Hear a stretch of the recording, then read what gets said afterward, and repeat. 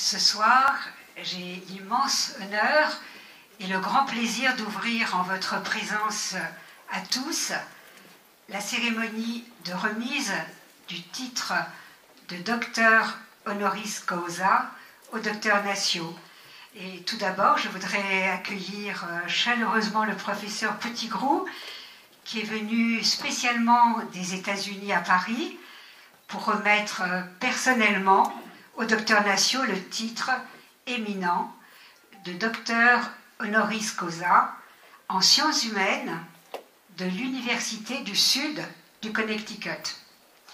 Et je voudrais aussi vous remercier, professeur Jasserme, qui est professeur honoraire et qui nous accompagne ce soir. Alors, parler du chemin que nous avons parcouru ensemble me ramène loin en arrière et je me souviens parfaitement des circonstances de notre première rencontre. C'est une amie qui était enthousiasmée par ton enseignement sur Lacan à l'université de Paris 7 qui m'avait entraînée à tes cours et là, je suis restée captivée et pour longtemps en découvrant que la théorie n'était pas une abstraction désincarnée, mais enseignée par toi. C'était en 1974. Arrête. Elle pouvait être vibrante d'humanité. Dès lors, nous avons toujours cheminé ensemble et partagé tous les grands moments du mouvement psychanalytique, depuis les débuts de l'école freudienne de Lacan jusqu'à sa dissolution en 1980. Alors, l'idée de fonder les séminaires psychanalytiques de Paris en 1986, elle nous est venue après que nous ayons organisé l'année précédente ce retentissant colloque que fut le silence en psychanalyse. Et je dois dire que son succès nous a tous surpris et c'est de cette belle expérience qu'est née l'association Séminaire psychanalytique de Paris. Et depuis, année après année, notre association est devenue l'un des lieux les plus actifs de formation des psychanalystes, des psychologues et des professionnels de la santé mentale. Et j'en arrive à ce qui nous rassemble ce soir.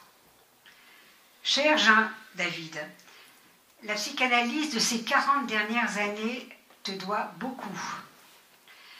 Ce que l'Université du Connecticut reconnaît aujourd'hui, c'est une énergie, une détermination à faire exister, approfondir et avancer la psychanalyse.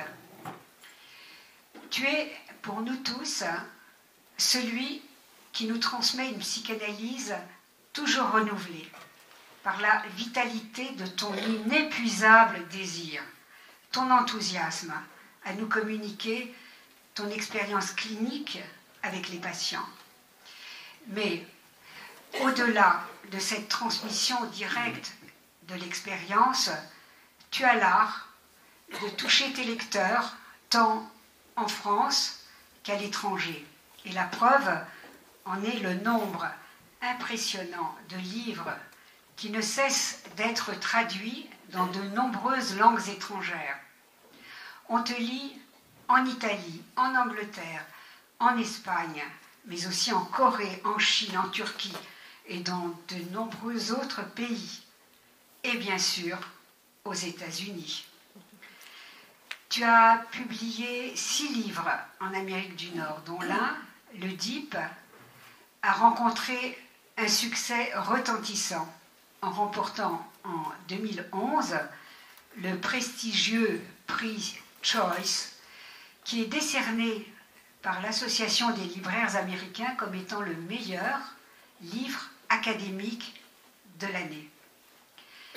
Sans doute, ton œuvre est imposante, mais plus imposant encore est le fait rare que l'œuvre d'un psychanalyste français soit reconnue par une université américaine.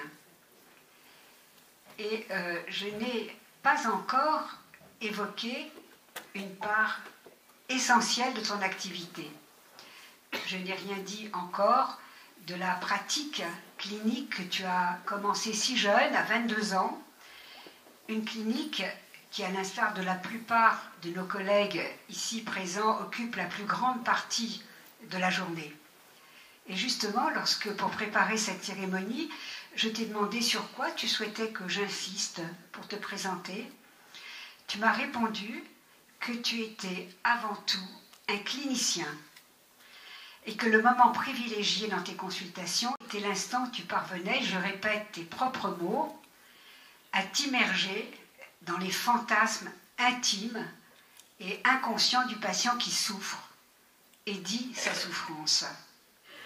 Ton secret est cette attention sans faille que tu prêtes à chacun, cette disponibilité à l'autre, qu'il soit ton patient, ton élève, tes lecteurs ou tout simplement ton ami. Oui, je crois bien que c'est là, dans cette présence attentive et intense, que réside la clé de ton rayonnement.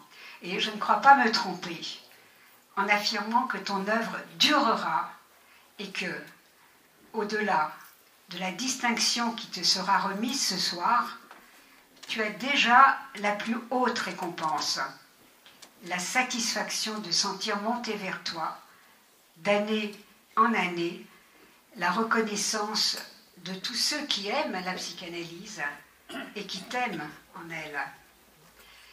Je suis sûre et heureuse d'être l'interprète de nous tous ce soir pour te souhaiter de continuer avec le même bonheur une si brillante carrière.